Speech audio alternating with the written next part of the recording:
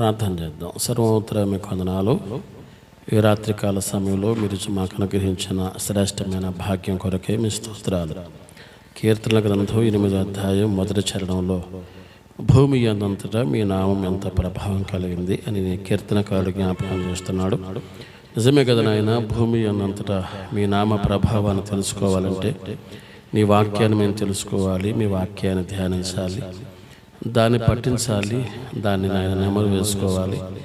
అది ఎంత ఎక్కువగా చదివి ఎంతైతే ధ్యానిస్తామో ఆ వాక్యం తండ్రి మా నుంచి బయటికి వెడలిపోయినప్పుడు అనేక మంది నాయన రక్షణలోకి నడిపించబడతారు. అనేక మంది కీడులో నుండి మేలు వైపుగా పయనిస్తారు. అనేక మంది నాయన విశాలమైన మార్గం నుండి ఇరుకు మార్గం వైపుగా నడవడానికి సమర్పించుకుంటారు. అట్లాంటి శ్రేష్టమైన నీ వాక్యాన్ని విభజించి మా కొరకు శ్రేష్టమైన మర్మాలు, శ్రేష్టమైనటువంటి నాయన వాక్య పట్ల వర్తమానాలు మాకు అందిస్తున్నటువంటి దైవజనులు అయ్యా పాలసన్ అన్నగారిని జ్ఞాపకం చేసుకుంటున్నాం. వారి ద్వారా మేము నేర్చుకుంటున్న ఈ అమూల్యమైన సత్యాల కొరకు మీకు వందనాలు. వీటిని నేర్చుకోవడం ద్వారా, వీటిని ఆకళింపు చేసుకోవడం ద్వారా, వీటిని అభ్యసించడం ద్వారా అనేక మంది జీవితాలను వెలిగించే సాధనాలుగా, స్వార్థకులుగా, సాకులుగా మమ్మల్ని సిద్ధపరచండి. మీ రాజ్య వ్యాప్తి కొరకు ఈ ఆత్మీయ సమ్మేళనం జరుగుతున్నటువంటి ఈ కార్యం ద్వారా మీ నామానికి మహిమ తెచ్చుకున్నామని, అభ్యంతరాలు, ఆటంకాలు తొలగించమని యేసు నామమున అడిగి వేడుకొనుచున్నాం తండ్రి. ఆమేన్.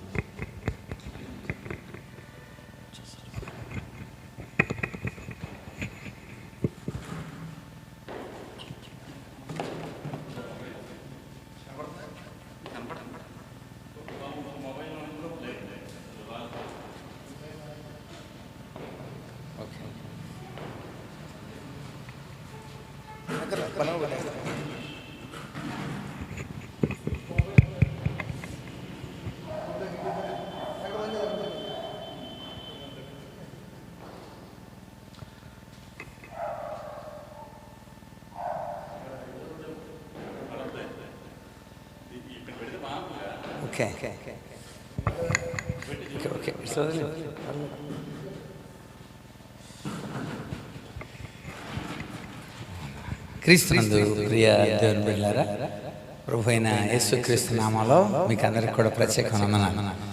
జస్ట్ చిన్న డిస్టర్బెన్స్ ఇది. దేవుని యొక్క ఈ కృపలో, దేవుని ద్వారా మనము ప్రతి వారం కూడా బలపరచబడుతూ ఉన్నాం. అభ్యసనంలోని అనేకమైన విషయాల్ని మనము నేర్చుకుంటున్నాం అభ్యసనంలో. కనుక ప్రధానంగా అభ్యసనంలో 4 ప్రధానమైన విభాగాలుగా మనము విభజించుకున్నాము లెర్నింగ్ని. అంటే బైబిల్ని ఎలా నేర్చుకోవాలి, ఏదైనా నేర్చుకోవడం. అభ్యసనం అంటే ఏదైనా నేర్చుకోవడం.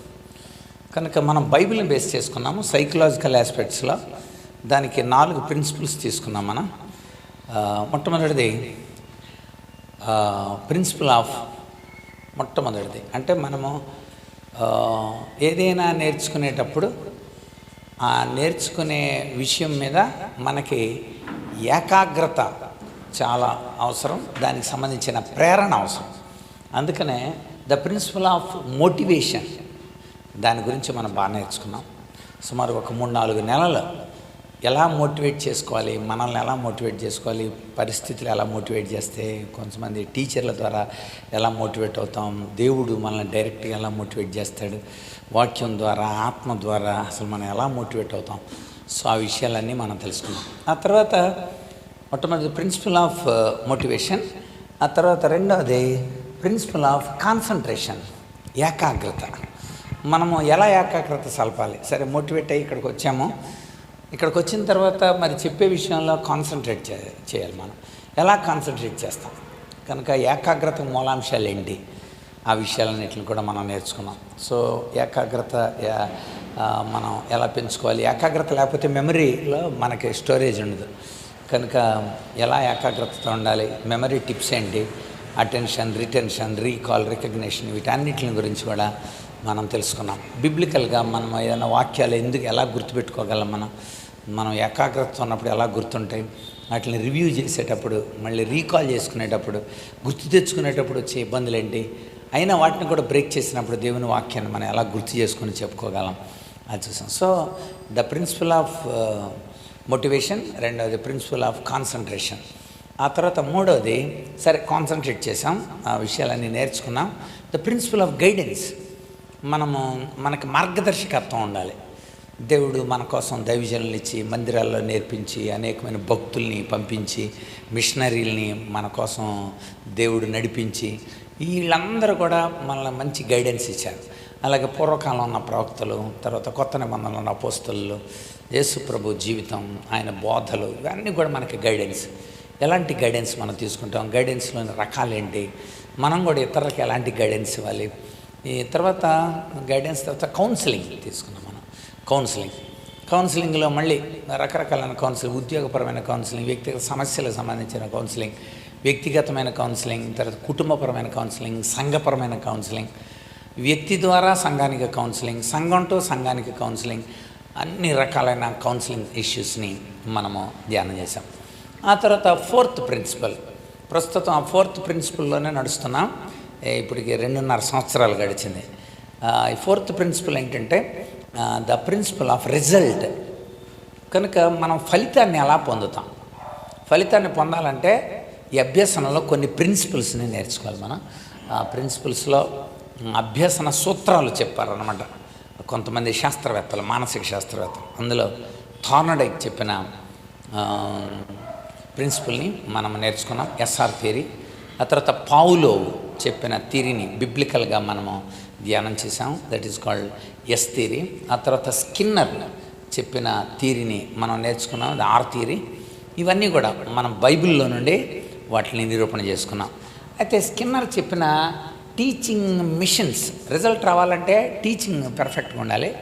అయితే ఆ టీచింగ్లో మనం తీసుకోవాల్సిన టీచింగ్ మిషన్స్, బోధనా యంత్రాలు, అంటే బోధనా సోపానాలు, బోధనా పద్ధతులు, బోధనా విధానం ఎలా ఉండాలి, ప్రోగ్రామ్డ్, ఒక ప్రోగ్రామ్ని ఏర్పాటు చేసేటప్పుడు ఏవే విషయాలు ఉండాలి, చిన్న చిన్న స్టెప్స్గా ఎలాగ మనం ముందు చేసి వాళ్ళని అందులో ప్రవేశపెట్టి వాళ్ళకున్న డౌట్స్ అన్నింటినీ క్లియర్ చేసి, ఆ తర్వాత మళ్ళీ వాళ్ళకున్న డౌట్స్ అన్నింటినీ క్లియర్ చేసిన తర్వాత వాళ్ళ చేత చేయించి వాళ్ళని, ఆ తర్వాత చివరిలో మనం రీఇన్ఫోర్స్మెంట్, అప్రిషియేషన్, వాళ్ళని తర్వాత కార్యక్రమానికి ప్రోత్సహించే విధంగా, దట్ ఈస్ కాల్డ్ రీఇన్ఫోర్స్మెంట్. ఈ 5 విషయాలు మరి కార్యక్రమ యొక్క ప్రోత్సాహంలో విషయాల్ని మనం తెలుసుకున్నాం. పోయిన వారం మనం ఆ రీఇన్ఫోర్స్మెంట్ ఎలా ఇస్తాం, ప్రశంస ద్వారా, వాళ్ళని మెచ్చుకోవటం ద్వారా వాళ్ళు మళ్ళీ కార్యక్రమంలోకి వెళ్తారు, సరిదిద్దడం ద్వారా వాళ్ళు కార్యక్రమంలోకి వెళ్తారు, ప్రోత్సాహం ఇవ్వడం ద్వారా, విజయాన్ని ఇచ్చి పక్క నుండి వాళ్ళ చేత నడిపించడం ద్వారా వాళ్ళు ఎలాగ ఇతర కార్యక్రమాలకు వెళ్తారు. అదేవిధంగా వాళ్ళకి కొన్ని బాధ్యతలు అప్పచెప్పడం ద్వారా ప్రోగ్రామింగ్లోకి వెళ్తారు, ధైర్యం ఇవ్వడం ద్వారా ఎలాగ నెక్స్ట్ ప్రోగ్రాంలోకి వెళ్తారు, తమతో పాటు మనం కూడా నడవటం ద్వారా ఎలాగ నెక్స్ట్ ప్రోగ్రామింగ్లోకి వెళ్తారు అన్న విషయాలు, ఒక 6 విషయాలు ఎగ్జాంపుల్స్గా బైబిల్లో నుండి చేసుకున్నాం. కనుక ఎప్పుడైనా ఒక ప్రోగ్రామింగ్లో చదివేటప్పుడు ఇవి టీచింగ్ మిషన్స్ అనే 5 వాడాడు. అంటే మొట్టమొదటిదే వాళ్ళని చిన్న చిన్న విభాగాలుగా చేసి ప్రోగ్రామ్ని, ఆ ప్రోగ్రాంలో వాళ్ళని ప్రవేశపెట్టి అందులో ఉన్న ఇబ్బందులన్నింటిలో మనం కూడా ఉంటూ వాడికి ఆ కార్యంలో మన సలహాలు ఇస్తూ వాడి చేత మన స్వీయ అభ్యసనం చేయించి అనుమానాలు నివృత్తి చేయించి కార్యక్రమాన్ని వాడి చేత చేయిస్తూ మనం వాళ్ళని రీఇన్ఫోర్స్మెంట్, వెరీ గుడ్, బాగా చేసావు, వెరీ గుడ్, అలా మనం ప్రోత్సాహం. యేసు ప్రభు కూడా ఈ అన్ని విషయాలలో ఎలాగా మాదిరి ఇచ్చాడో మనం తెలుసుకున్నాం. రైట్, ఈరోజు మనం మానసికమైన కోణంలో ఒక వ్యక్తి మానసికంగా శాంతి, మానసికంగా సమాధానం, మానసికంగా నెమ్మది లేకపోతే కార్యక్రమాల్లోకి వెళ్ళలేడు. దానికి మూలం మనసున నెమ్మది పొందుట కన్నను మరి ఏ భాగ్యము కలదన్నా. మనసులో నెమ్మది పొందడానికి మించిన భాగ్యం లోకం లేదు. అంచేత మనము పీస్ఫుల్ మైండ్ ఎలా పొందుతాం, చాలా ఇటు పాస్టర్స్ కావచ్చు, లేకపోతే వర్క్ చేసుకునే వాళ్ళు కావచ్చు, ఇక్కడ మనకు వచ్చిన వాళ్ళలో చాలామంది తమ తమ డ్యూటీస్ చేసుకుంటున్నారు, గవర్నమెంట్ డ్యూటీస్లో ఉన్నారు, తర్వాత సెక్యులర్గా చాలామంది పనిచేస్తూ ఉన్నారు. పీస్ ఆఫ్ మైండ్ మనకి ఎలా కలుగుతుంది? ఈరోజు మన మధ్యకి రీసోర్స్ పర్సన్ వచ్చారు, నా చాలా ప్రియమైన తమ్ముడు. ఇక్కడ జంగారెడ్డిగూడెంలోనే వాళ్ళ నాన్నగారు మన సంఘానికి సంఘ పెద్దగా ఉన్నారు. ఆయన ఆ రోజుల్లో ఇక్కడ నుండి ట్రాన్స్ఫర్ అయ్యి తర్వాత రిటైర్డ్ అయ్యి వాళ్ళ సొంత ఊరు వెళ్ళిపోయారు. తమ్ముడైతే చింతలపూడిలో ఉంటున్నాడు. చింతలపూడిలో అక్కడ సామాజిక సేవలో మాత్రమే కాకుండా గవర్నమెంట్ వారు ఏర్పాటు చేసిన ఈ యొక్క కౌన్సిలింగ్ ఇన్స్టిట్యూషన్స్లో పనిచేస్తున్నాడు. అనేక విభాగాల్లో, మెడికల్ సంబంధించిన విభాగాల్లో కూడా చాలా చక్కగా పనిచేస్తూ మరి దేవుని యొక్క ఉన్నతమైన ఆలోచనలు అనేక మందికి తెలియజేస్తూ ఈరోజు మనతో ఉన్నాడు. తమ్ముడు అశోక్ని బట్టి నేను దేవుని స్తుతిస్తున్నాను. చాలా ప్రియమైన తమ్ముడు. చిన్నప్పుడు సండే స్కూల్ స్టూడెంట్. నాకు ఇక్కడ సండే స్కూల్లోనే ఎదిగాడు. చక్కగా క్రమక్రమంగా మంచి సామాజికవేత్తగా, రెండోది ఈ యొక్క మంచి గైడ్ అండ్ కౌన్సిలర్గా అనేక మందిని ఈరోజు అడిగినప్పుడు తమ్ముడు మనతో ఉన్నాడు. చాలా సంతోషం. తమ్ముడు అశోక్ని ఈ సమయంలో వేదిక మీదకి ఆహ్వానిస్తున్నాను.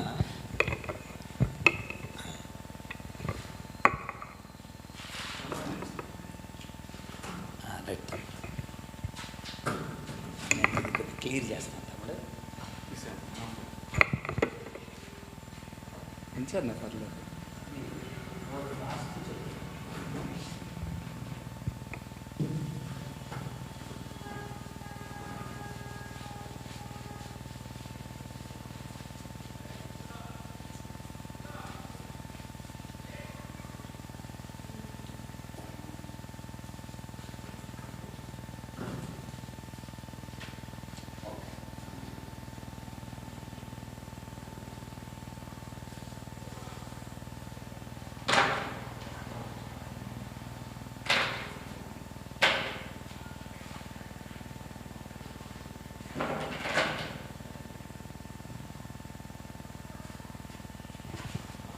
Thank you.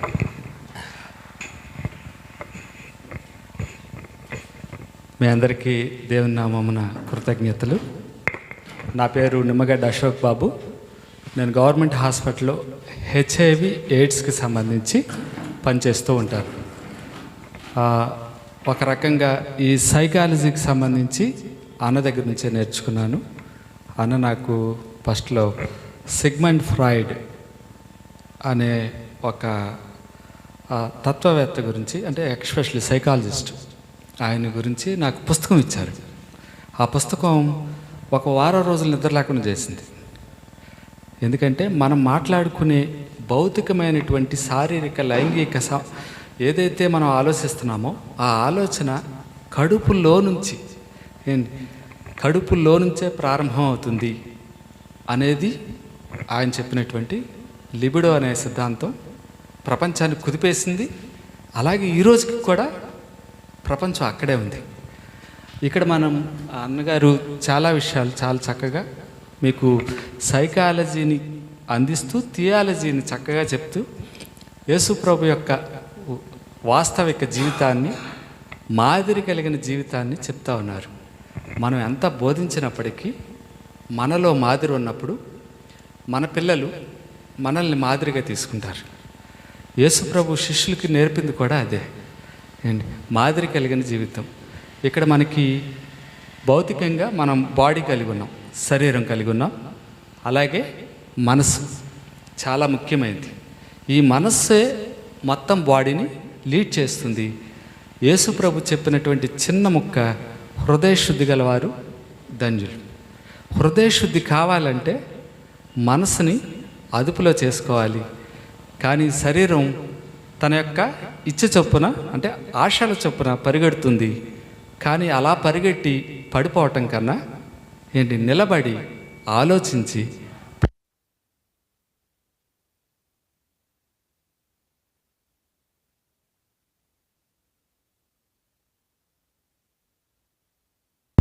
యేసు ప్రభు ఇలా చెప్పాడమ్మా, మనిషి రొట్టె కోసం బ్రతకడం లేదు. మరి దేని కోసం బతుకుతున్నాడు? పరిపూర్ణమైన వ్యక్తిత్వం కోసం. క్రీస్తుతో అంటిపెట్టుకోబడి ఉన్నప్పుడు అంటే వాక్యంలో మనకు చాలా విషయాలు క్రీస్తుతో అంటే ద్రాక్ష వల్లిని నేను నాతో అంటిపెట్టుకొని ఉండండి, అంటిపెట్టుకొని ఉంటేనే అది వస్తుంది ఏంటి, ఆ శక్తి వస్తుంది, అది అలవాటుగా మారుతుంది. ఈరోజు సమాజంలో ఉన్న పరిస్థితి మానసిక రుగ్మతలు విపరీతంగా పెరిగిపోయాయి. ఎందుకు పెరిగిపోయాయి అంటే మన చుట్టూతో ఉన్నటువంటి వాతావరణం మారిపోయింది. వాతావరణం అంటే నేను కాకుండా మీరందరూ కూడా వాతావరణమే. సపోజ్ అన్నయ్య నన్ను ప్రభావం చేయొచ్చు, నేను మరొకరిని ప్రభావం చేయొచ్చు. అయితే ఎలాంటి ప్రభావం చేస్తున్నాం, మేము ఎవరితో ఉన్నాం, మా సాన్నిహిత్యం ఎవరితో ఉంది, మా ఆలోచనలు ఎలా ఉన్నాయి, ఆలోచనలే ముఖ్యం. మతం అంటే ఆలోచనే, ప్రత్యేకమైనది ఏమీ కాదు. ఎవరి అభిమతం వారి అంటే నా అభిమతం నాతో ఉందనుకోండి, ఒరే ఆడ అభిమతంతో ఆడే పోతున్నాడు రా పోన ఉండాలిగా అంటూ ఉంటారు. కానీ మన మతాన్ని అర్థం చేసుకోలేకపోవడం వల్ల అంటే మన ఆలోచనల్ని అర్థం చేసుకోలేకపోవడం వల్ల మన స్వభావ సిద్ధంగా అక్కడే ఉండిపోయాం. క్రీస్తు ఏమంటున్నాడు, మీరు స్వభావాలు మార్చుకోమంటున్నాడు, నూతనపరచమంటున్నాడు. పౌలు గారు ఆ విషయాన్ని చాలా క్లియర్గా చెప్పాడు. ఏంటి, నేను స్వాభావికంగా పాపినే ఏంటి, నా స్వభావం వదిలేస్తే అలాగే ఉంటాను, వెనక్కి వెళ్ళిపోతాను. కానీ నేను ఎటు చూస్తున్నాను, స్ట్రైట్గా క్రీస్తు వైపు చూస్తున్నాను. కాబట్టి అలా చూడగలిగినప్పుడు మన మనసు స్థిరంగా ఉంటుంది, మానసికంగా బలంగా ఉంటాం. ఈరోజు మీడియా వల్ల అంటే సోషల్ మీడియా వల్ల అశ్లీలత విపరీతంగా పెరిగిపోయింది. తల్లిదండ్రులు అక్కడే ఉంటున్నారు. పిల్లలకి ఊహ తెలియని పిల్లలకి చేతికిచ్చేస్తే ఆ బొమ్మలు ఏం అర్థం అవుతాయి, ఏం అర్థం కావు. మన బాడీ లాంగ్వేజ్ ఏం అర్థం కాదు. ఆ అర్థం కాని స్థితిలో జారిపోయి దూరం అయిపోతున్నారు. దూరం అయిపోయి మరణిస్తున్నారు, ఆత్మ హత్య చేసుకుంటున్నారు. మనం ఇక్కడ ఉన్నాం, ఆత్మీయత కలిగి ఉన్నాం. ఆత్మీయత కట్టిపడేస్తుంది ఏంటి, అది ప్రేమగా ఒకరినొకరిని ఏంటి గద్దిస్తుంది. అలా ఉన్నప్పుడు మన కుటుంబం బాగుంటుంది, మన సంఘం బాగుంటుంది. అలాగే యేసుక్రీస్తులో ప్రేమ స్నేహం చక్కగా అభివృద్ధి చెందుతాయి. ఈ చిన్న మాటలు అలాగే అవకాశం అందించిన అన్నయ్యకి చాలా ధన్యవాదాలు. నేను చాలా దూరం వెళ్ళాలి. Thank you very much. Thank you. అనేక మందికి మంచి కౌన్సిలర్గా అనేక మందిని మరి రుగ్మత నుండి మానసిక శారీరకంగా బలహీనపడిన వారిని నిరంతరం కూడా కౌన్సిల్ చేస్తూ మరి దేవుని యొక్క ప్రేమను కూడా వాళ్ళకు చూపుతూ చక్కగా సాంఘిక సేవలో దేవుని యొక్క ప్రేమను చూపిస్తున్న అశోక్ ప్రత్యేకమైన ధన్యవాదాలు. ఈసారి తప్పనిసరిగా మీరు మీ ఎక్విప్మెంట్తో వచ్చి ఒకరోజు మాకు ఒక ఆదివారం వచ్చి మాకు చెప్పండి. మీ దగ్గర మంచి ఎక్విప్మెంట్ ఉంది నాకు తెలుసు. సో థ్యాంక్ యూ తమ్ముడు, థ్యాంక్ యూ అశోక్. పిల్లరా, మనము మరి కొత్త విషయంలోకి మనము ప్రవేశిద్దాం. మనము స్కిన్నర్ యొక్క బోధన విషయాల్ని తెలుసుకున్నాము. అయితే ఈరోజు నేను మీకు కొన్ని ప్రాథమికమైన విషయాల్ని నేను మీకు తెలియజేస్తాను. వచ్చే వారం నుండి మనం బిబ్లికల్ అప్రోచ్లో మనం వాటిని చూడబోతున్నాం. రైట్, బోధన యంత్రాలు, బోధన పద్ధతులు, బోధన విధానం, బోధన ఏ రీతిగా చేయాలి, వాళ్ళకి కల్పించవలసిన యాక్షన్ ప్లాన్స్, ప్రోగ్రామింగ్ అని అనుకున్నాం. మనం కార్యక్రమయుత విషయాల్ని స్కిన్నర్ మరి ప్రవేశపెట్టిన విషయాల్ని మనం చూసాం 1954లో. సో ఆ తర్వాత మనం తెలుసుకోవాల్సిన విషయం ఏంటంటే, ఇప్పుడు నేను చెప్పే ఈ బోధనకు సంబంధించిన ఈ విషయాలు వాడు ఏ రీతిగా నేర్చుకుంటున్నాడు అది మనం గమనించాలి. ఏ రీతిగా నేర్చుకుంటాడు అంటే ఏ రీతిగా వాళ్ళు, ఇప్పుడు పసిపిల్లడు ఉన్నాడండి, వాడు నేర్చుకుంటూ ఉంటాడు.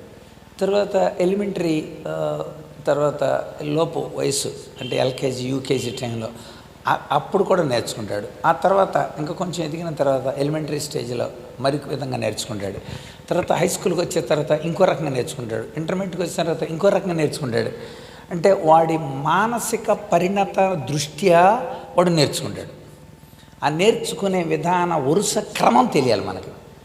ఇప్పుడు పిల్లోడి దగ్గరికి వెళ్ళి, మనం చిన్న పిల్లోడి దగ్గరికి వెళ్ళి ఇప్పుడు లేకపోతే సండే స్కూల్లో బిగినర్ క్లాస్ అని ఉంటుంది. అందుకనే డివైడ్ చేస్తాం క్లాసులు. మన ఇక్కడ చిల్డ్రన్ క్యాంప్ జరిగినప్పుడు బిగినర్ క్లాస్ వేరు, ప్రైమరీ క్లాస్ వేరు, జూనియర్ క్లాస్ వేరు, సీనియర్ క్లాస్ వేరు జరిగినాయి.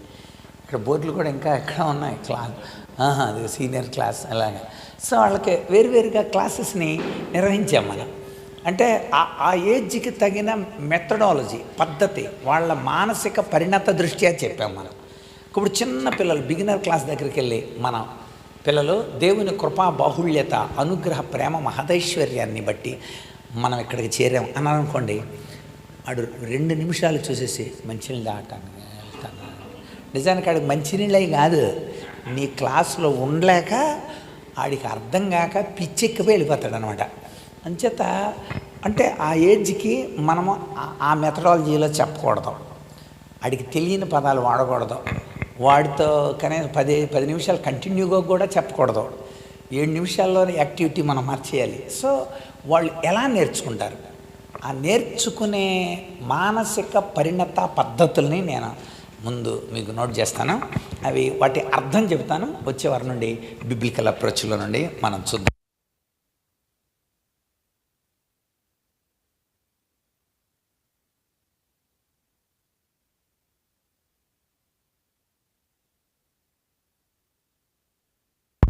లెర్నింగ్ అంటే కండర సంబంధిత అభ్యసనం. చిన్నపిల్లలకి మనం మొట్టమొదటిది చిన్నపిల్లలకి మనం అభ్యసింపజేసేటప్పుడు మీరు చిన్నప్పుడు twinkle twinkle little star how I wonder what you are అని యాక్షన్లతో చెబుతూ ఉంటాం మనం. మన చిన్న పిల్లలకి మనం పాట నేర్పేటప్పుడు నా కన్ను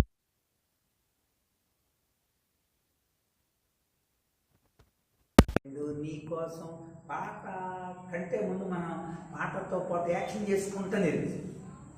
ఎందుకు నేర్పించా? యాక్షన్తో ఎందుకు నేర్పించా? ఆ ప్రైమ్ కంటే కింద ఉన్న ఆ పిల్లలకి ప్రాథమికంగా మోటార్ లెర్నింగ్ అంటే కండరాలకు సంబంధించిన అభ్యసనాన్ని వాళ్ళకి ఇవ్వాలి. అందుకనే కండర సంబంధించిన అభ్యసనాన్ని వాళ్ళకి మనం ఇస్తాం. చేతులతో, కాళ్ళతో మనం పరిగెడుతూ, గంతులేస్తూ, ఆడుతూ, పాడుతూ వాళ్ళకన్నీ చెప్పాలి. వాళ్ళకి చెప్పేవన్నీ కూడా అలాగే ఉంటాయి అన్నమాట. అంచేత కండర సంబంధమైన అభ్యాసం మనం ఇస్తాం చిన్నప్పుడు. అంటే వాళ్ళు ఆ స్టేజ్లో వాళ్ళ తమ యొక్క శరీరానికి సంబంధించిన జ్ఞానేంద్రియాలన్నింటినీ వినియోగించాలని కోరుకుంటారు. అంచేత ఏదైనా వస్తువు తీసుకొచ్చామనుకోండి, వెంటనే ఆమె నాకు ఇస్తావు సరే అంటే అంటే ఆడు పట్టుకోలేడు. ఆడు పట్టుకుంటే ఆడు నన్ను ఒకసారి నాకు చూపి నేను పరిగెత్తుకొచ్చింది అనమాట. లోపల టాప్టైస్ అయినాయి ఇలా తెలిసి వెంటనే కప్ప వాళ్ళంతా చూడాలి ముందు కుక్కను అనుకోండి, కుక్కను చూడాలి, ముట్టుకోవాలి, తాకాలి, దాన్ని సెకండ్ ఇవ్వాలి, దాంతో మనం ఉండాలి అని అది ఎక్కువ ఉంటుంది అన్నమాట. కండర సంబంధించిన అభ్యసనం ఆ పిల్లలకు ఉంటుంది. అందుచేత ఫస్ట్ వాళ్ళకి కండర సంబంధించిన అభ్యసనాన్ని మనం చేస్తాం. ఆ తర్వాత మనం డెవలప్ చేయాల్సింది వెర్బల్ లెర్నింగ్.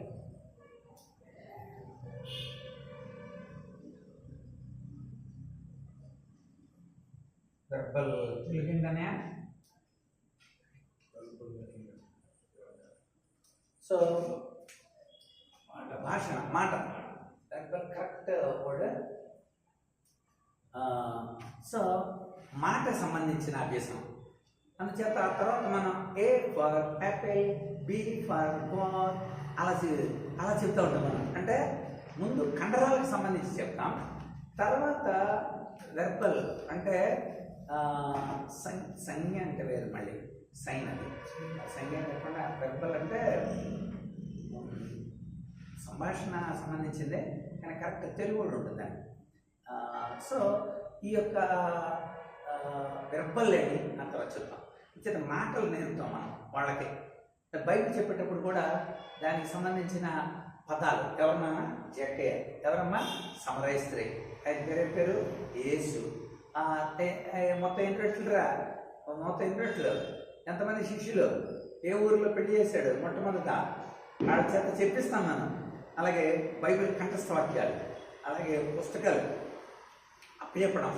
పిల్లలు చూడండి 23 కీర్తన అభ్యర్థించమని, 66 పుస్తకాలు అభ్యర్థించమని మనం చెప్తుంటే చాలా సంతోషిస్తూ ఉంటాం.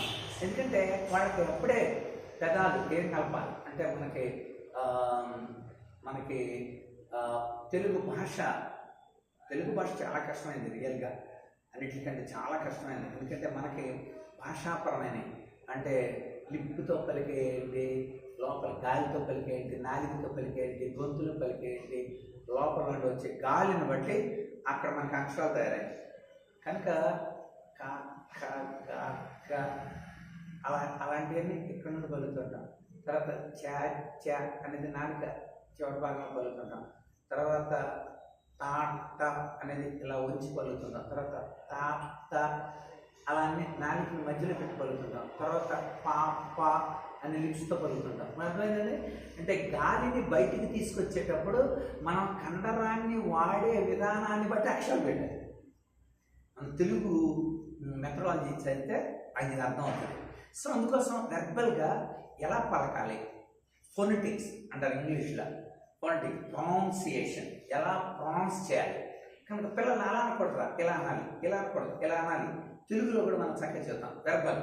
కనుక ఈ యొక్క శాబ్దిక అంటే తెలుగులో శాబ్దిక సరే ఆటోమేటిక్గా అదే గుర్తొస్తుంది మనకి.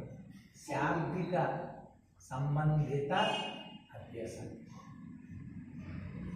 పిల్లలకి ఈ విషయాలు చిన్నతనం నుండే వాళ్ళకి నేర్పించాలి. చిన్నతనం నుండే కంఠవాక్యాలు నేర్పించాలి, పుస్తకాలు అవగాహన నేర్పించాలి, తర్వాత 12 మంది శిష్యుల పేరు నేర్పించాలి, ప్రజాజ్ఞలు నేర్పించాలి, యోధారాజులు నేర్పించాలి, ఇజ్రాయేల్ రాజుల గురించి నేర్పించాలి, యేసుప్రభు చేసిన సూచక్రియలు వాటి గురించి నేర్పించాలి. అదేవిధంగా యేసుప్రభు చెప్పిన విషయాలు వాళ్ళకి నేర్పించాలి, వాటి గురించి ఉపమానాలు, వాటి అర్థాలు ఏంటో నేర్పించాలి. సో వాళ్ళకి చెప్పగలగాలి. చెప్తారు వెర్బల్ లెర్నింగ్ని మనం వాళ్ళకి చేయాలి. వెర్బల్ లెర్నింగ్ అయిన తర్వాత నెక్స్ట్ వాళ్ళలో డిస్క్రిమినేషన్ లెర్నింగ్.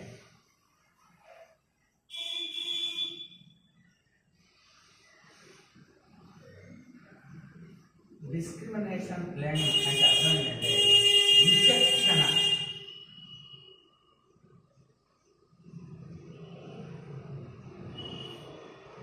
విచక్షణ అభ్యాసం చదువుతుంటాడు. ఎదిగిన తర్వాత విచక్షణ అంటే డిస్క్రిమినేషన్ తప్పేంటో ఒప్పేంటో కొంచెం తెలియజేస్తుంటాం మనం. ఇది కాదు, ఇది అవును, ఆ విషయాలు తెలియజేస్తాం. విచక్షణ తెలిసేదానికి అమ్మ దగ్గర ఎలా ఉండాలి, నాన్న దగ్గర ఎలా ఉండాలి, టీచర్ దగ్గర ఎలా ఉండాలి, నాయన దగ్గర ఎలా ఉండాలి, దేవుడి దగ్గర ఎలా ఉండాలి, ఆ విచక్షణ తెలుసు. అప్పుడు దాకా తెలియదాడి. క్రమంగా ఎదుగుతున్న కొరకు వాడి అభ్యాసంలో ఇలాంటి వరుసగా సో తేడా తెలియాలి. సో మొట్టమొదటి పాట పాడించారు, తర్వాత మాటలు అనిపించారు, ఆ తర్వాత దాని డిస్క్రిమినేషన్. అంకెలకి అక్షరాలకి తేడా ఏంటి, అక్షరాల్లో మరి మనం తర్వాత చెప్తాం ఈ అక్షరాలను గుర్తించండి, ఈ అక్షరాలని. అలాగే మనం కూడా వాళ్ళకి విచక్షణ పెడతాం. పాత నిబంధన పుస్తకాలు ఏంటి, కొత్త నిబంధన పుస్తకాలు ఏంటో పెడతా ఉంటాం, వాళ్ళకి పరీక్షలు పెడుతుంటాం. అండ్ ఏజ్కి సంబంధించి మానసిక పరిణతికి సంబంధించి చేసే పనులు ఇవి. కనుక ఎవరికి ఏమేమి పెట్టాలనేది మీకు ఇది తెలిస్తే అప్పుడు మనకు అర్థమవుతుంది. సో ఎలా పెట్టాలి, యేసుప్రభు కూడా చిన్నపిల్లలతో ఎలా మాట్లాడాడు, పరిచయులతో ఎలా మాట్లాడాడు, కొత్త వాళ్ళతో ఎలా మాట్లాడాడు, బయట వాళ్ళతో ఎలా మాట్లాడాడు, గ్రీకులతో ఎలా మాట్లాడాడు, ఈ విషయాలను మనం చూస్తాం. నెక్స్ట్ కూడా ఎంత విచక్షణతో మాట్లాడాడు, శాస్త్రీయ పరిశీలనతో ఎలా మాట్లాడాడు, ఆయన మాట్లాడిన తీరు, ఆ విధానం, అలా మాట్లాడడానికి గల కారణం వాళ్ళ బుర్రలా ఉంది పరిణతి అనేది. అందుకే దానికి తగినట్లుగా ఆయన ఎలా మాట్లాడాడు ఈ విషయాలను మనం చూస్తాం. అది డిస్క్రిమినేషన్ లెర్నింగ్, విచక్షణతో కూడిన లెర్నింగ్. ఆ తర్వాత నెక్స్ట్ అంకెలకి అక్షరాలకి తేడా తెలిసింది. అంకెల్లో మళ్ళీ కాన్సెప్చువల్ లెర్నింగ్.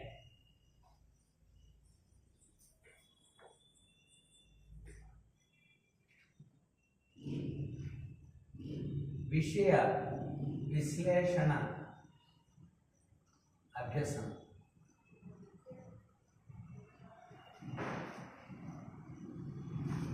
కాన్సెప్ట్ తెలియాలి మనకి అక్కడ.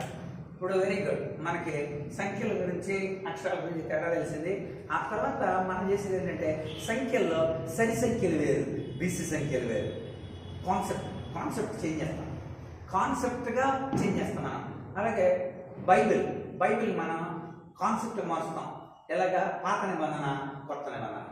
మళ్ళీ పాత నిబంధన 39 పుస్తకాలు నాన్న, కొత్త నిబంధన 27 పుస్తకాలు అంటాను. మళ్ళీ కొత్త నిబంధన తీసుకుంటాం, అందులో సువార్తలు 4 నాన్న, అలాగే పత్రికలు ఇలాగ 14 పత్రికలు ఉన్నాయి. సో ఇలాగా అటు సువార్తలకు ఇటు పత్రికల మధ్యలో ఒక చరిత్ర గ్రంథం ఉంది, అది అపోస్తల కార్యాలు. అలా మనం భవిష్యత్తు గురించి చెప్పేది ప్రకటన గ్రంథం. అలా మనం మళ్ళీ దాన్ని కాన్సెప్ట్గా మనం మార్స్తాం. పిల్లలకి బోధించేటప్పుడు మనము ఎలాంటి పరిణత చెందిన పిల్లలు అక్కడ ఉన్నారు, వాళ్ళకి ఏ రీతిగా మనం చెప్పాలి అన్న విషయం మనకు తెలుస్తూ ఉంటుంది. అంటే ఇలాగ క్రమంగా జరిగేది కాన్సెప్చువల్. అంటే కాన్సెప్ట్ని మనం ఇప్పుడు ఎక్కడైనా బయట స్వార్థకి వెళ్తాం అనుకోండి, డైరెక్ట్ ఇందులోకి వెళ్ళాం మనం, ఎందుకంటే వాళ్ళకి అసలు ఏ విషయం తెలియదు వాళ్ళకి. కనుక వెంటనే మనం అపోస్తలుడైన పౌలు 13 సంవత్సరాలు మరి గమాలియేలు దగ్గర శుశ్రూష చేసి, అపోస్తలుడైన పౌలు ఎవరో వాళ్ళకి తెలియదు, గమాలియేలు ఎవరో తెలియదు, శుశ్రూష అనే వర్డ్ కూడా అర్థం వాళ్ళకే తెలియదు. కనుక యెరూషలేములో యెరూషలేముకి ఎందుకు వెళ్ళాడో కూడా తెలియదు. కనుక శాస్త్ర గ్రంథాలు చదివి ఒక పరిశీలుడిగా చూసారు ఎన్ని పదాలు వచ్చేసినాయో. కనుక ఇవన్నీ వేరు కాన్సెప్ట్లకు సంబంధించినవి, కనుక వాళ్ళకి తెలియదు. కనుక మనం ఏ రీతిగా మన వాళ్ళ మేధా సంపత్తిని, వాళ్ళు ఎదిగిన తీరు, వాళ్ళు తెలుసుకున్న విధానాన్ని బట్టి మాత్రమే మాట్లాడాలి. యేసుప్రభు కూడా సమరయులతో మాట్లాడినప్పటికి కూడా ఆయన అక్కడున్న కాన్సెప్చువల్ ఇష్యూస్ మాట్లాడాడు. అమ్మా అక్కడ నాకు దాహానికి అన్నాడు, అలా సింపుల్ కాన్సెప్ట్తో స్టార్ట్ చేశాడు.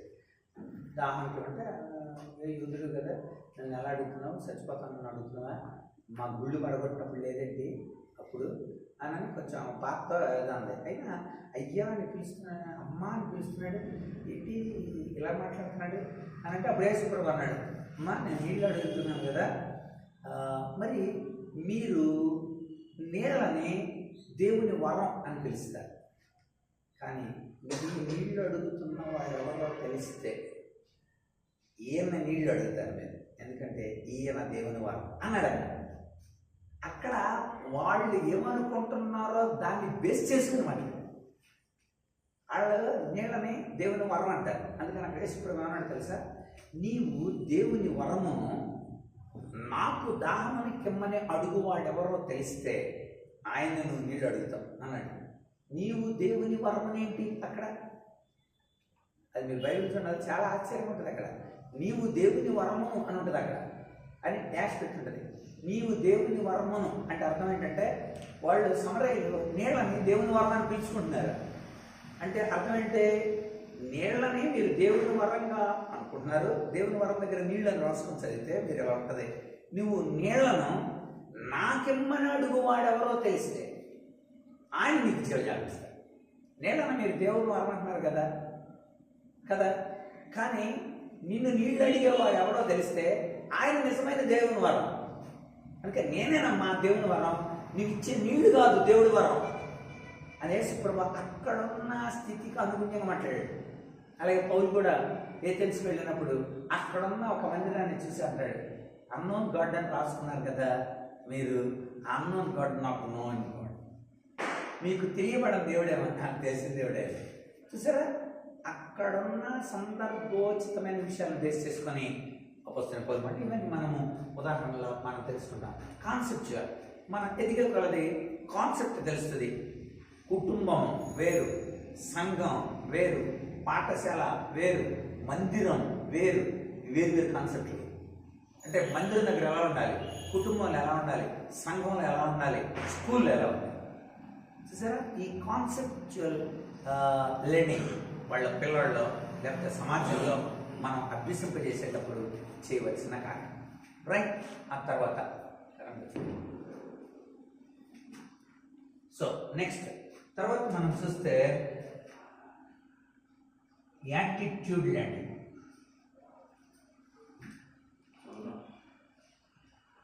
యాటిట్యూడ్ లెర్నింగ్, యాటిట్యూడ్ అంటే వైఖరి అభ్యసనం.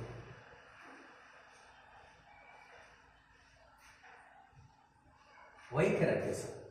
వైఖరి అంటే ఏంటంటే రైట్ కాన్సెప్ట్ తెలిసిందండి, కాన్సెప్ట్ తెలిసింది, ఇప్పుడు కాన్సెప్ట్ తెలిసిన మీరు ఎలా ఉంటున్నారు, ఎలాగ మీ అలవాట్లని ఏర్పాటు చేసుకున్నారు అంటే మన యొక్క స్థిరమైన అలవాట్లని వైఖరి అంటారు. వైఖరి అంటే గుర్తుపెట్టుకోండి, వైఖరి అంటే స్థిరపడిన అలవాట్లు, స్థిరీకరింపబడిన అలవాట్లని వైఖరి అంటారు. అంటే మీ అలవాటు, ఇప్పుడు మీరు భోజనం పెట్టినప్పండి, వెంటనే మీకు తెలియకుండా ఏమంటారు తెలుసా, వెంటనే మీకు తెలియకుండా ప్రార్థన చేస్తారు ఆటోమేటిక్గా. అంటే మీకు స్థిరమైపోయిన అలవాటు. అలాగే వచ్చారు, లేకపోతే మీరు స్టేజ్ మీద పిలిచారు, స్టేజ్ మీద పిలిచినట్టు మీరు అందరూ వందనాలు చెప్పి కూర్చొని ఏం చేస్తారు, వెంటనే ప్రార్థన చేసుకుంటాం మనం. అది మనకు అలవాటు, అది మన వైఖరి. సో యాటిట్యూడ్ ఏంటంటే మీలో చాలా అలవాట్లు స్థిరపడి ఉండాలి. వేటిని అలవాటు చేసుకున్నాను, దట్ ఈస్ యువర్ పర్సనాలిటీ.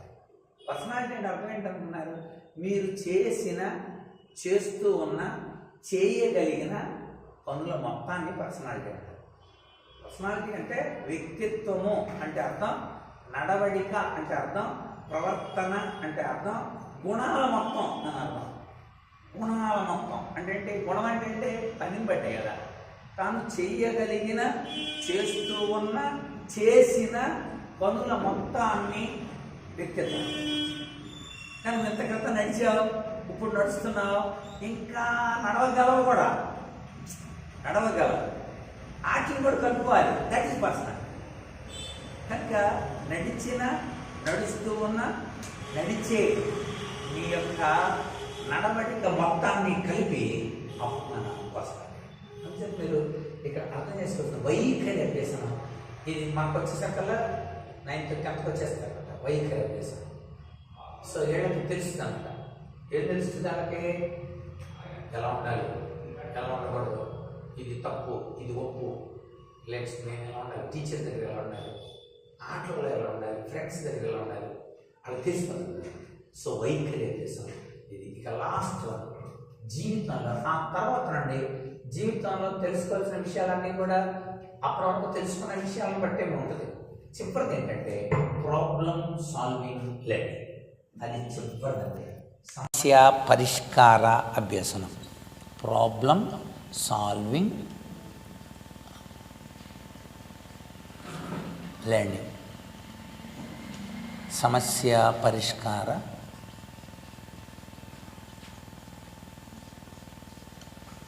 అభ్యాసం.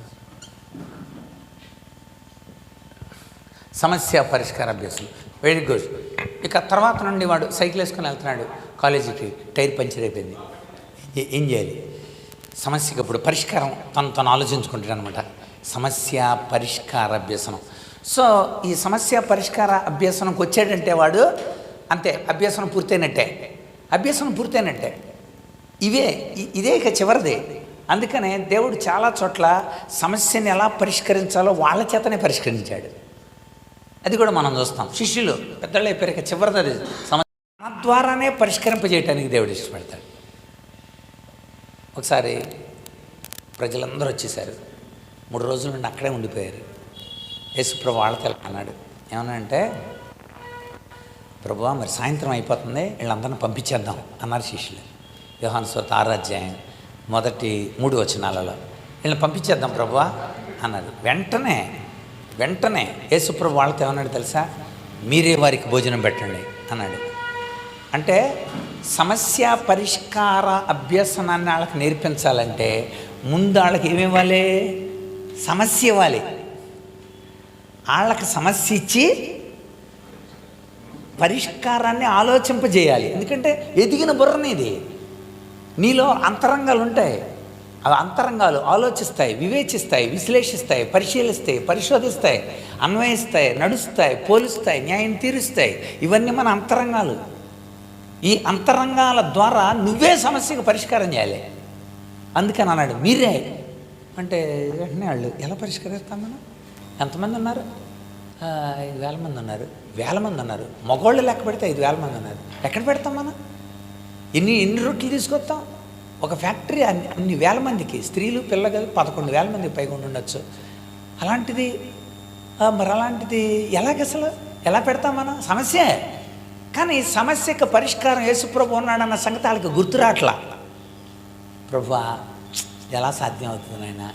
సరే వాళ్ళ దగ్గర ఏమన్నా ఉన్నాయో అడగండి అన్నాడు యేసుప్రభు. క్లూ మనం ప్రోగ్రామింగ్లో నేర్చుకున్నాం. ప్రోగ్రామింగ్లో వాడిని ఆటలో ప్రవేశపెట్టాం. ఆటలో ప్రవేశపెడుతున్న ఓడిపోతున్నాడు వాడు. 60 అటెంప్ట్స్లో 150 మార్కులు రావాలి వాడికి, లేకపోతే ఫెయిల్ అని చెప్తున్నా. కింద ఆడుతూ ఉన్నాడు వాడు క్యాండీ క్రష్, లేకపోతే ఏదో ఒకటి ఆడుతున్నాడు వాడు. ఏదో రన్నింగ్లో ఉంటుంది కదా, రైలు వెనకాల పరిగెత్తుతూ ఉంటారు, అదేదో ఆట ఆడుతుంటారు, టెంపుల్ రన్ అని ఏదో ఉంటాయి కొన్ని, అవి పరిగెడుతూ ఉంటాడు అనమాట వాడు. కొన్నిసార్లు దూకాల్సి ఉంటుంది అడ్డున్న వాటిని. చూస్తే ఫెయిల్ అయిపోయాడు. ఫెయిల్ అయిపోతే ఇప్పుడు మనల్ని అడుగుతూ ఉంటాడు వాడు, సార్ నేను ఏదో సర్వీస్ ఏదో సంథింగ్. సో వాడు అడుగుతాడు, నేను ఫెయిల్ అయిపోతున్నాను. అలా కదరా, పైన నీకు కొన్ని కాయిన్స్ వస్తుంటే వాటిని తీసుకో, అప్పుడు స్పీడ్ పెరుగుద్ది. కొన్ని వాటిని ఇలా పొందు, పైకి జంప్ అవుతాను. సో మనం వాడికి క్లూస్ ఇస్తాం. యేసుప్రభు కూడా అన్నాడు అనమాట, ఏమన్నాడంటే వీళ్ళని గెలిపించాలి. అది ప్రాబ్లమ్ సాల్వింగ్ మెథడ్. మనకు ప్రాబ్లమ్స్ వచ్చినప్పుడు తీర్చడం మాత్రమే కాదు, దేవుడే చాలాసార్లు మనకు అభ్యసనాలు ఇస్తాడు అన్నమాట. 3 లెక్కలు చెప్తాడు మాస్టర్, తర్వాత ఏం చేస్తాడు, 10 లెక్కలు మనకి ఇస్తాడు. 10 లెక్కలు మనకి ఎందుకు ఇచ్చాడు? దిస్ ఈజ్ ఏంటది? Problem solving method. నీ బుర్రలో ఉందే, నీకు ప్రిన్సిపల్ రావాలి. Science square theta plus cos square theta equal 1 అది ప్రిన్సిపల్ రావాలి. పైథాగరస్ సిద్ధాంతం నీకు రావాలి. 1 + tan square theta secant square theta నువ్వు కంఠస్థం చెయ్యాలి. అక్కడ హెచ్ మ్యాక్సిమం u²/2g అది నువ్వు కంఠస్థ పెట్టాలి. నువ్వు అక్కడ అది పెడితే మాత్రమే నువ్వు ఈజీగా చేయగలవు. నాకు సూత్రం రాదండి, AB² + BC² AC² అనేది నాకు రాదండి పైథాగరస్ సిద్ధాంతం అని అంటే కుదరదు. అక్కడ పైథాగరస్ సిద్ధాంతం వస్తేనే నువ్వు ట్రిగనామెట్రీ చేయగలవు, లేకపోతే 3 సూత్రాలు చెప్తేనే తప్ప నువ్వు ట్రిగనామెట్రీ చేయగలవు. కనుక ముందు సూత్రాలు చెప్తాడు, తర్వాత ఆయనే ప్రాబ్లం అవుతాడు. అంటే ఎదిగావు కదా నువ్వు. అందుకోసం నీ కళ్ళ ముందు బోల్డ్ మంది భక్తులను పెట్టాడు, ఎన్నో అనుభవాలు ఆయనే ఇచ్చాడు.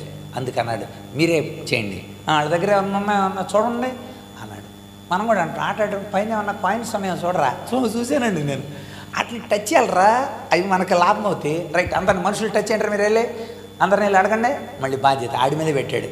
వీళ్ళందరూ వెళ్ళారు. వెళితే ఆవిడ దగ్గర 5 రొట్టెలు 2 చేపలు ఉన్నాయి. అందరే గబగబా వచ్చి, ప్రభా అది ఎలాంటి మాట అంటే ఎంత నిస్సహాయం అంటే, 5 రొట్టెలు 2 చేపలు ఎవడ ముక్కులేదు ప్రభా, నువ్వేంటి కాదినా అలా కలెక్ట్ చేయమంటావేంటి ప్రభా.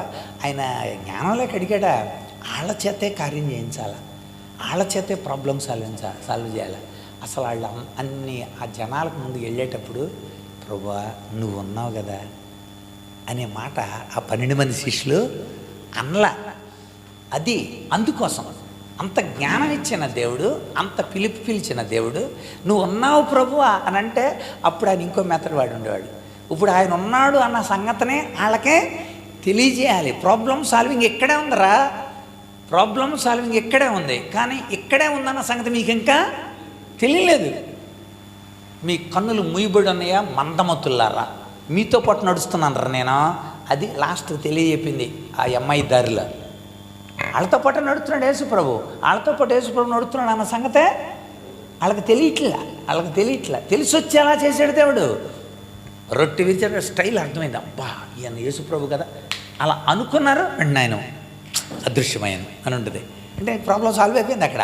ఆయన ఎవరో చెప్పేశాడు, మధ్యలో చెప్పాడు, మందమతుల్లారా ఎంతకాలం మీరు బైబిల్ చదువుతారని, ఏంటి ఇలా గద్దెత్తున్నాడు ఎవడరా మనతో పాటు వచ్చుకుంటా మనల్ని గద్దెంచడం ఏంటి, ఆయన్నే భోజనానికి పిలిస్తేనే భోజనానికి ఇంట్లోకి వచ్చాడు, మనల్ని ఎలా అంటున్నాడు ఏంటి అని అనుకున్న తర్వాత తెలిసింది ఆ అధికారం కలిగినాడు ఆయనని.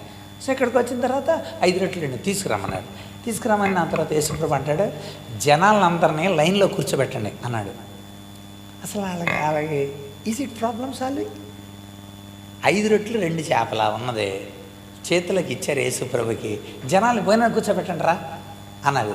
అసలు శిష్యులలో ప్రభు గొప్ప కార్యం చేస్తాడు అన్న నమ్మకం కంటే ఏంటి జనాలు కూర్చోబెట్టమండి, మళ్ళీ మన మీద లోడు పడిపోద్ది అంతే కదా. మనల్ని ఎక్కడికి వెళ్ళమంటాడు, ఇప్పుడు చచ్చిపోతాం మనం అందరం 12 మంది. ఈ అర్ధరాత్రి సాయంత్రం అయిపోతుంది, ఇక సాయంకాలం అవుతున్న టైంలో జరిగిన సంఘటన ఇది.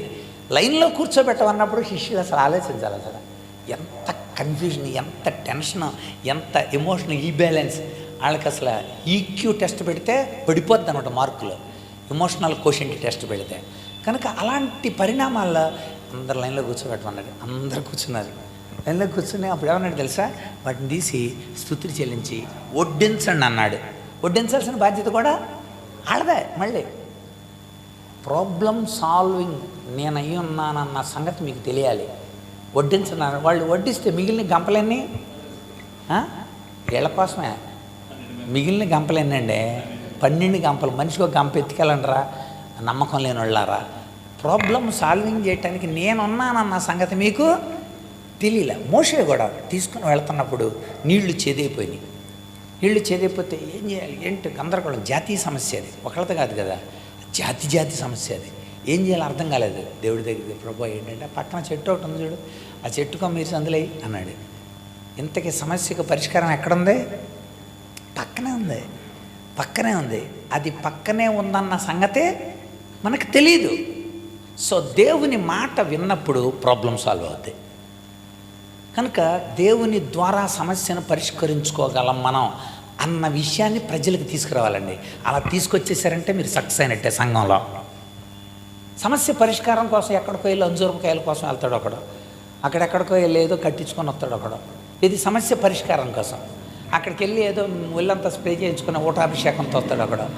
రకరకాలుగా అక్కడికి వెళ్ళి రకరకాలుగా కర్చీఫుల మీద, కోడిగుడ్ల మీద, వీటి మీద ఎందుకు సమస్య పరిష్కారం దొరుకుద్దని. కానీ సమస్య పరిష్కారం యేసుప్రభు దగ్గర ఉంది. ఈ లెర్నింగ్కి తీసుకురావాలండి. మన పిల్లల్ని మన క్లాస్ కావచ్చు కాక, లేకపోతే మన సంఘం కావచ్చు కాక, మనం సమాధానం బయటికి వెళ్ళినప్పుడు కూడా సమస్యకు పరిష్కారం యేసుప్రభువే. నీ ప్రశ్నలకు సమస్యలకు ఏసే జవాబు, ఏసే జవాబు, ప్రభు ఏసే జవాబు. ఇదండి లెర్నింగ్ ప్రాసెస్ అన్నట్టు. లెర్నింగ్ గుర్తుపెట్టుకోండి. వీటన్నిటికీ ఉదాహరణలు బైబిల్లో నుండి మనం వచ్చే వారం మనం చూసుకుందాం. మనకి కళ్ళు మూసుకొని చెప్పేయగలగాలి. కండర అభ్యసన ఫస్ట్ యాక్షన్తో స్టార్ట్ అయింది. తర్వాత వెర్బల్ అభ్యసనం, శాబ్దికమైన అభ్యసనం కొంచెం ఎదుగుతున్నాడు. ఆ తర్వాత వాళ్ళు తేడా, అమ్మ ఏంటో మామయ్య ఏంటో నానమ్మ ఏంటో. ఎవరి దగ్గర అమ్మ దగ్గర ఒక రంగు ఉంటాడు, నానమ్మ దగ్గర అంటాడు కదా. అమ్మ దగ్గర మళ్ళీ అలాగ అండ, నానమ్మ దగ్గర అలా అంటాడు. ఎందుకంటే నానమ్మ వీడు తప్పు చేస్తున్న పోనీ లేరా అంటది కదా, అందుకోసం నానమ్మ దగ్గర అలా అంటాడు. ఆ తర్వాత ఆవిడ విచక్షణ తెలిసింది. తర్వాత కాన్సెప్ట్, సబ్జెక్ట్ తెలుస్తూ ఉంటుంది. విషయం అంటే నీరు ఉందని అనుకోండి. నీరు వేరు ప్రాంతాల్లో, నదుల్లో, కుంటల్లో, వర్షపు నీరు, ఇంట్లో నీరు, ఫిల్టర్ వాటర్, అన్నిటికీ సబ్జెక్ట్ కాన్సెప్ట్ తెలుస్తూ ఉంటుంది అనమాట. కాన్సెప్ట్ తెలుస్తుంటుంది. కాన్సెప్ట్ ఇంకా ఎదుగుతాడు. ఇంకా ఎదిగిన తర్వాత వీటికి మనం ఎలా తగినట్టు ఉండాలి. కుంటల్లో నీరు తాగకూడదు, ఇవి వాటర్ మనం తాగాలి ఇలాగ, లేకపోతే వేడి చేసుకొని తాగాలి. నీళ్లు ప్రాబ్లం వల్ల మనకి జబ్బులు వస్తాయి. నీళ్లు సరిగ్గా లేకపోవటం వల్ల ఇలాంటి సంఘటన జరుగుతుంది. కనుక నేను ఇలా ఉండాలి. తన యొక్క approach, that is called attitude.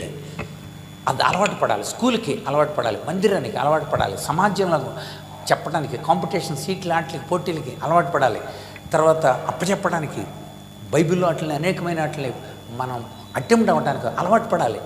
That is called attitude. Attitude తర్వాత తన యాటిట్యూడ్ని తాను తెలుసుకోగలిగిన నెక్స్ట్ ప్రాబ్లమ్స్ స్టార్ట్ అవుతాయి. అందుకనే చూడండి, మీరు పైకి వెళ్ళిన కొద్ది కొంచెం ఫిజిక్స్ ప్రాబ్లమ్ సాల్వ్ చేయండిరా అంటుంటారు. ప్రాబ్లమ్స్ని సాల్వ్ చేయండి అంటుంటారు. ఏదోటి ఎత్తాడు, చెట్టుకి నీకు మధ్య 10 మీటర్ల దూరం ఉంది, చెట్టు పైన పిట్ట ఉంది, ఇక్కడ నుండి కొట్టాలి, ఎంత యాంగిల్లో కొడితే పిట్ట చచ్చిపోద్ది, చెట్టు ఎత్తు 60 మీటర్లు, అంతే.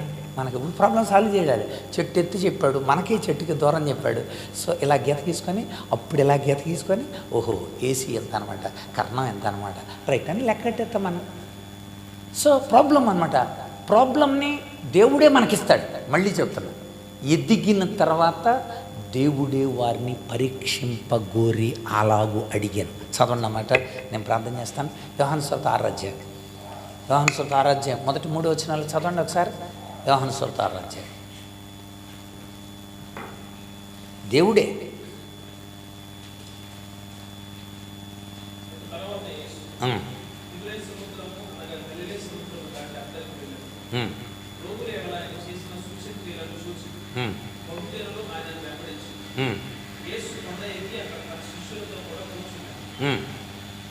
అప్పుడు పస్కా అను యూదుల పండుగ సమీపించింది.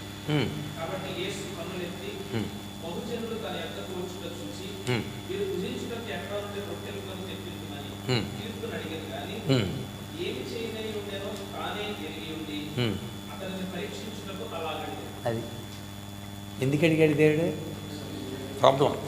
ప్రాబ్లం పెడుతున్నాడు అనమాట. మరి ఏం చేద్దాం రా, మనం వాళ్ళకి భోజనాలు పెట్టాలి కదా. చూసారా, ప్రాబ్లంని ఆయనే పెడుతున్నాడు. ఎందుకంటే నువ్వు ప్రాబ్లంలో విన్నర్గా నిలవాలి, అది తెలుసుకోవాలి మనం. కనుక మనం ప్రతి ప్రాబ్లంలో విన్నర్గా, మనకు ప్రతి ప్రాబ్లమ్స్ వస్తూనే ఉంటాయి. ప్రాబ్లమ్స్ రాలేదని అంటే ఆడు అసలు క్రైస్తవుడే కాదు. ఎందుకంటే ప్రతి క్రైస్తవుడికి ఎప్పుడు ప్రాబ్లంతోనే ఉంటుంది. కనుక ప్రాబ్లమ్ సాల్వింగ్ మెథడ్ని ఆయనే చెప్తాడు. ప్రాబ్లమ్స్లో ఆయన పక్కన ఉంటాడు. అగ్నిలో ఉంటే పక్కన ఎవరున్నారండి? దేవుడు ఉన్నాడు. సింహాలలో తోసిస్తే అక్కడ ఎవరున్నారండి? దేవుడు. నీ ప్రాబ్లమ్స్లో ఆయన నీ పక్కనే ఉంటాడు. ఇప్పుడు ప్రాబ్లం అన్న క్వశ్చన్ మార్క్ అనుకోండి, దాని కింద ఫుల్ స్టాప్ ఉంటుంది. ఒక సమస్య ఉందంటే సమస్యలో నీకు సమాధానాన్ని పరిష్కారం ఉంటుందన్నమాట. సమస్యకి పరిష్కారం లేకపోతే దాన్ని సమస్య అనకూడదు. క్వశ్చన్ అని దేన్ని అనాలంటే ఆన్సర్ ఉంటేనే. అంటే ఆన్సర్ తెలియలేదు నీకు, అంతే. ప్రతి ప్రశ్నకి సమాధానం ఉంటుంది. క్వశ్చన్ మార్క్ ఉందంటే జవాబు ఉందని అర్థం. క్వశ్చన్ మార్క్ లేదంటే స్టేట్మెంట్ అది. కానీ క్వశ్చన్ మార్క్ ఉందంటే ఖచ్చితంగా కింద ఫుల్ స్టాప్ ఉంటుంది. ఎందుకంటే జవాబు ఉందరా అని. జవాబును కనుగొనాలి, జవాబుని వెతకాలి, జవాబు కోసం దేవుడిని అడగాలి, ప్రాబ్లమ్ని సాల్వ్ చేసుకోవాలి. అందరూ అలా సాల్వ్ చేసుకున్నారు. దానియేలు అంటాడు, నాకు ప్రాబ్లం ఉంది నాయనా, నేను చచ్చిపోతాను, నాతో పాటు జ్ఞానులు కూడా చచ్చిపోతారు, వాళ్ళు చచ్చిపోకూడదు, మేము కూడా చచ్చిపోకూడదు. నీ శక్తి ఏంటో వాళ్ళు తెలుసుకోవాలంటే నీ శక్తిని నాకు చూపి ఈ ప్రాబ్లమ్ని సాల్వ్ చేయి. రాజుగారు కలగన్నాడంటే దాని అర్థం చెప్పు అన్నాడు.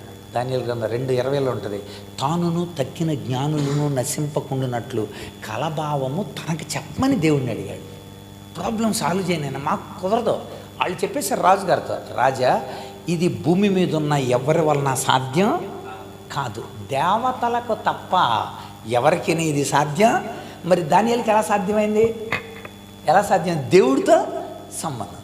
కనుక ఎదుగుతున్న మనం పిల్లలు అంటే సరే వీళ్ళు పాటలతో మనం ప్రభువుని మహిమపరుస్తాం, అందరం ప్రభువుని మహిమపరుస్తాం, విచక్షణ కలిగి ఉంటాం.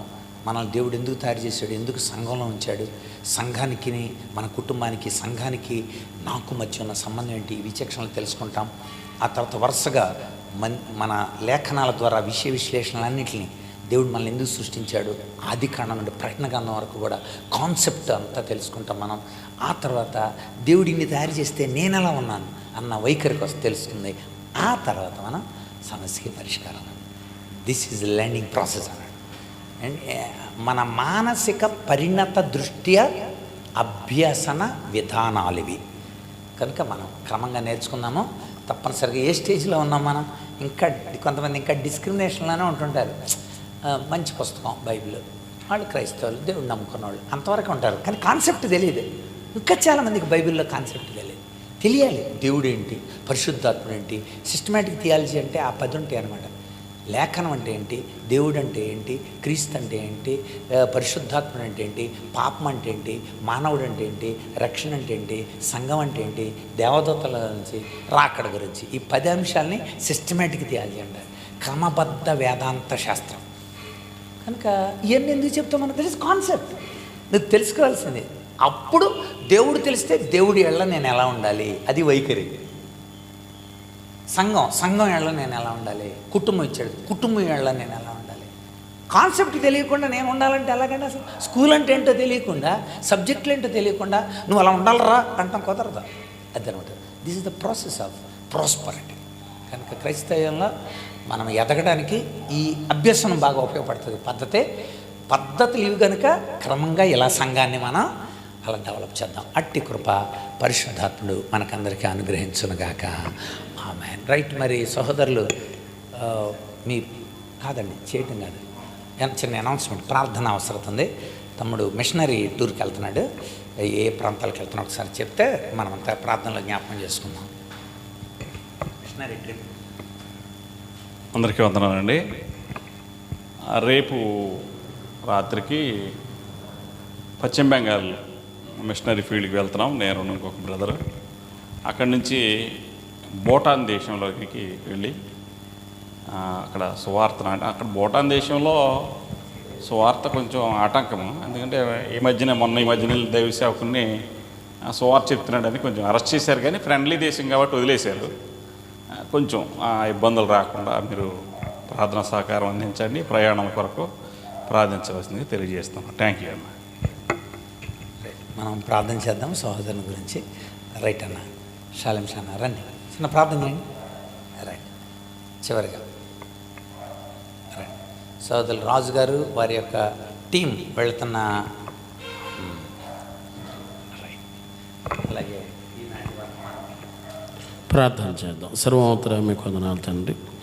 ఈ దినం మీరు మాకు అందించిన అద్భుతమైన అభ్యసన ఆయా యొక్క సందేశం కొరకు మీ స్తోత్రాలు. ఏ విధంగా తండ్రి క్రమమైన రీతిలో ఆయా కుటుంబ వ్యవస్థను సంఘాలను నడిపించుకోవాలో ఆయా కొన్ని విధానాలు కొన్ని పద్ధతుల ద్వారా మీరు నేర్చుకోవడానికి, వాటిని వినడానికి, వాటిని ఆకలింపు చేసుకోవడానికి మీరు చూపిన మహాప్రేమ కొరకై మీకు వందనాలు. విన్నటువంటి ప్రతి వాక్యాన్ని, నేర్చుకున్న ప్రతి అంశాన్ని మా జీవితాలకు అన్వయించుకొని వాటిని ప్రభావ చక్కగా నెమరు వేసుకుంటూ వాటిని ధ్యానిస్తూ ఎల్లప్పుడూ కూడా వాటి యందు నాయన మా జీవితాలను నిలకడగా ఉంచుకొని కొనసాగించబడే ధన్యత దయచేయమని ప్రార్థన చేస్తున్నాం. ఈ ఆత్మీయ సమ్మేళనం ద్వారా జరుగుతున్నటువంటి ఈ సువార్త పరిచర్య, ఈ సువార్త అభ్యసనాన్ని చక్కగా మా జీవితాల్లో పెంపారు చేసుకొని వృద్ధి చెందే భాగ్యాన్ని దయచేయమని విజ్ఞాపన చేస్తున్నాం. అయ్యా మరి ప్రియమైనటువంటి దైవజనులు పాల్సన గారిని, సహోదరిని, కుటుంబాన్ని, వారి కుటుంబ సభ్యులందరినీ ప్రత్యేకంగా దీవించి ఆశీర్వదించండి. మరింతగా నీ పరిచయలో బలంగా వాడుకొని మహిమ పొందమని ప్రార్థిస్తున్నాం. అలాగే రాజుగారు అయ్యా వారి టీముతో బయలుదేరి అయ్యా పశ్చిమ బెంగాల్, భూటాన్ దేశం నాయన సువార్త పరిచయ కొరకు వెళ్ళబోతుండగా మార్గాలు సరళం చేయండి. ఎలాంటి అభ్యంతరాలకు తావు లేకుండా సహాయం చేయండి. మీ నామాన్ని ధైర్యంగా బోధించడానికి కృప చూపించండి. మీ నామాన్ని బోధిస్తున్నప్పుడు అయ్యా అభ్యంతరపరిచే ప్రతి ఆటంకాన్ని తొలగించండి. క్షేమకరమైన ప్రయాణం ఇచ్చి చక్కని ఆరోగ్యాలతో నింపి బలమైన వాక్శక్తినిచ్చి పరిశుద్ధాత్మ నింపుదలనిచ్చి మరలా క్షేమంగా గొప్ప సాక్ష్యంతో మరలా మా ప్రాంతానికి ఈ ఆత్మీయ సమ్మేళనంలో మేము కలుసుకుని సంతోషించే భాగ్యాన్ని దయచేయమని, జరుగుతున్న కార్యాలన్నీ కూడా మీ చిత్తానికి అప్పగిస్తూ నా నామమున మీరు నియమడిగిన చేస్తానని వాగ్దానం చేసిన యేసు శ్రేష్టమైన నామమున అడిగి పొందుకొనుచున్నాం తండ్రి, ఆమేన్. మన తండ్రి అయిన దేవుని ప్రేమ, కుమారుడైన యేసుక్రీస్తు కృప, పరిశుద్ధాత్మేంద్ర అన్యోన్య సహవాసం చేరిన మనకును ఈ దినం రాలేకపోయిన బిడ్డలకును లోకంలో ఆయన కోసం ఎదురు చూస్తూ ఆయన ద్వారా నడిపింపబడుతూ ప్రభు ఆ లేఖనాలను అభ్యసిస్తూ అనేక మందికి బోధిస్తున్నాను జనాంగానికి అంతటికీ మనకును సదాకాలము తోడేండి నడిపించునుగాక. ఆమేన్. అందరికి వందనాలండి.